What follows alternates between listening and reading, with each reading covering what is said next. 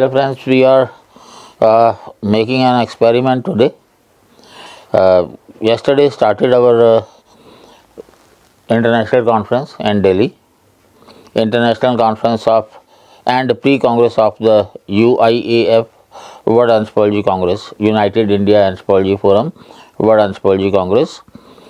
Pre-congress session started in Delhi yesterday and it will continue till tomorrow. The theme of the Congress is re-scripting the Anthropocene.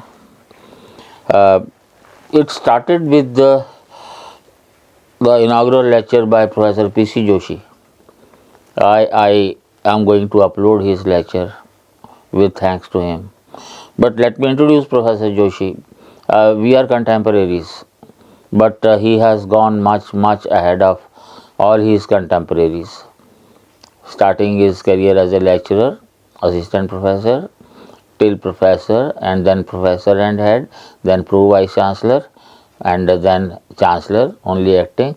And even after retirement, he is working for the cause of promotion of anthropology. We are good friends, and we chaired the session, the first session together after his inaugural session. He was the chair and I was the co-chair. Rather, I should thank the conference organizers for making me the co-chair. And I also thank Professor JOSHI for agreeing to share his lecture for the wider circulation amongst you people. And I expect that after the response we get, other luminaries, other professors, they'll agree to share their knowledge with you people. You will benefit from their experience and their knowledge, and also the anthropology will progress through you people. I expect so. The theme of the international conference is Rescripting the Anthropocene, Health, Happiness and Hope. All of us are aware about Anthropocene that started with the Industrial Revolution, some people say. Thereafter, what changes have man has brought into this physically, culturally, technologically, intellectually, whether these are good or for worse. This Congress will discuss all the aspects of Anthropocene and probably some good decisions, recommendations will come up to help not only anthropology but to India and the world. Let's hope so. Thank you very much. I would like to first of all congratulate United Indian Anthropology Forum that it is formally starting today with an activity, and also Department of Anthropology, which is hosting this international conference after 3 years. If I'm not mistaken, 2020 we had, and then there was COVID and all those things. So it's a matter of great celebration. First of all, I congratulate all of you. Well, Shri Prakash ji has left, but he's somebody very honorable official of the University of Delhi, my dear colleague. Dr. Vikas Gupta, well, he is the registrar of University of Delhi, but he is a very distinguished scholar. He is a PhD in electronic science. By the way, those of you who don't know, started his career as a teacher, but then went into administration. Sanjay Mishra ji, I welcome you, sir. And of course, my dear friend, Vice Chancellor, Kalinga Institute of Social Sciences, Professor Behra, Deepak Kumar Behra, my honorable teacher, Professor Kalla ji, and of course, my colleague, my dear friend, MP Sachdeva ji. It's a moment of great pride. And of course, we have Saraswati ji and Mandal ji. Now, I think it's a very important topic that we are deliberating upon. In the last week, at least, this has become most important topic of the world. I think I would like to take you back to 20th July 1970. There was a place called Belakuchi, and there was a flood there. And that was the genesis of Chipko also. And the flood occurred exactly between Helang and Pipalkoti. You know that Helang comes just before Joshimath. It is in the name these days because Helang bypass we are talking about, what is happening in Joshimath.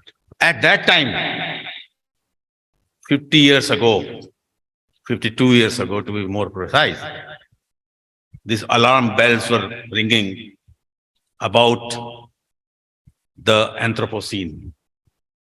That was also Anthropocene. Of course, we didn't know that that time that it is Anthropocene, but that was the beginning of Anthropocene. And that incident motivated people to talk about the ills of deforestation. And in 1973, we know that we started with Chipko movement. But there is another landmark that I would like to discuss with you. I would like to mention, I would like to endorse. That is 14th of August, 1975. This is a very important event. This is a very important day. Because on that day, an article appeared in a magazine called New Scientist. A student of ecology must know this day. And there was a man called Agrawal, who later on founded the Center for Science and Environment. You all know Narayan, Sunita Narayan. So Anil Agarwal wrote, he was a young journalist, he wrote an article in New Scientist, and it was called Gandhi's Ghost Saves the Environment. And that was actually, he was talking about the women from Reni, which is just ahead of Joshimath, who hugged the trees, led by a very brave woman, Gaura Devi, and her associates from village Reni. Now, this is a place where I think I would call this place as a theater of Anthropocene. Joshimath, from Pipalkoti to Joshimath to Reni and Lata. That is the theater of Anthropocene, because there all kinds of things are happening and we are not learning. Unfortunately, we are not learning from those things. We are not learning from recently. Only a few months ago, we had this big disaster in the tunnel where more than 100 people got killed. We didn't. So what I would like to say, there is a very thin line difference between, in Hindi we call it Vikas and Vinas. They sound similar. In English also, development, destruction. They have similar words. And there is a thin line difference. And the difference is of greed. That is the difference between Vinas and Vikas. Greed, human greed. Human greed that comes. That is what we are seeing. A whole vibrant city, which is in fact, you must be knowing that Badrinath, Lord Badrinath, when it is snow-bound area, comes back to Joshimath. And that is where Lord Badrinath, so it is not only an abode of human beings, but for the winters, it is the abode of the God. And the abode of God is now at the brink of extinction. And that is a reality. And this is not only the one place that is going to be extinct. There are many others. You name Nainital, it is again going through that path. Pauri going to the same path. And many other places, many other so-called hill stations. Why? Because we are playing with the sensitivities of the inner Himalayas, which is very, very fragile. We are trying to create Delhi, Bombay, Mumbai in the Himalayas. It's not done. We must learn the lessons of sustainability. And that is where we must learn it. And I think I congratulate the Department of Anthropology that they are trying to raise this question. They are trying to see hope in Anthropocene. What is the hope in Anthropocene? Hope is we must learn the difference between Vikas and Vinas. And that difference is something which is very, very critical. Otherwise, it is going to annihilate us.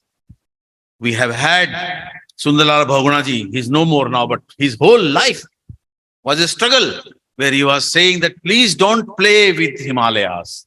It's a very sensitive, and Himalaya is not only a landmass. It is not just like that the Hindus revere Himalayas. It is very critical for the survival of India. If there is no Himalaya, there won't be any India. There won't be any Indian monsoon. There won't be water. There won't be fertility in the grounds of the Ganges and Yamuna. So Himalaya is very critical. We must stop playing with Himalayas. We must treat Himalaya with dignity, with care, with responsibility. Because it is not only a landmass, it's not a part of India or China or Nepal. It is the world heritage. It is the pillar of the world. The whole international civilization may collapse if there is no Himalayas.